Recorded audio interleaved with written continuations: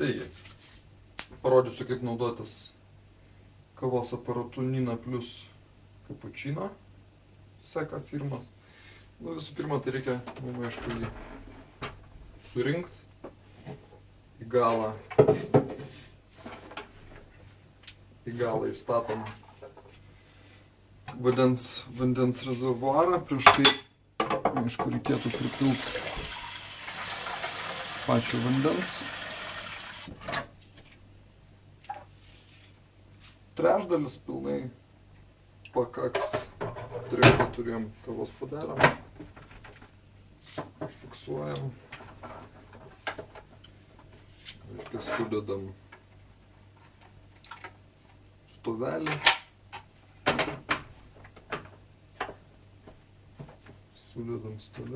Ir įkišam į maitinimo šaltinį. Dešinėje paspaudžiam įjungimo mygtuką.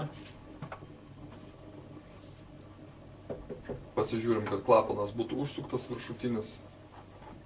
Po garų vamzdeliu galim iš karto pakišti puodelį, kad neprilašėtų. Ką po to darom? Po to įmam kavos filtrą, statom jį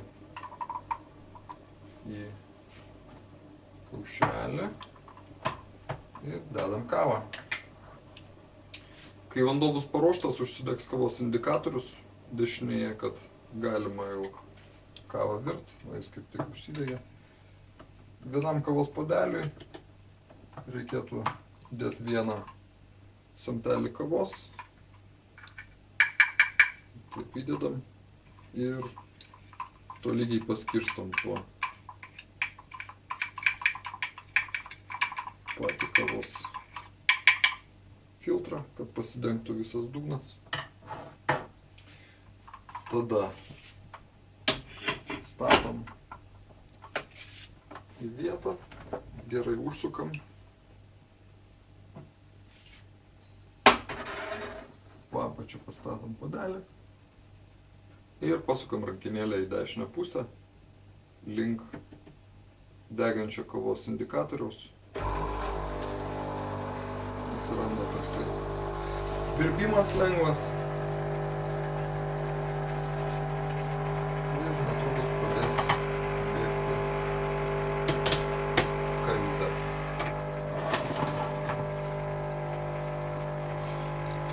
Štai puodelis pildosi.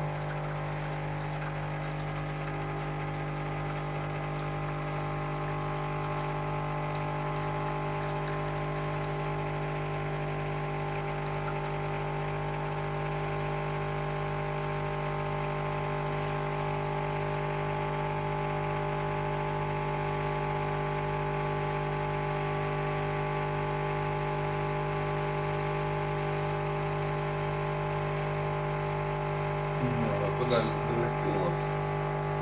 Pasukam rankinėlę į kairę pusę.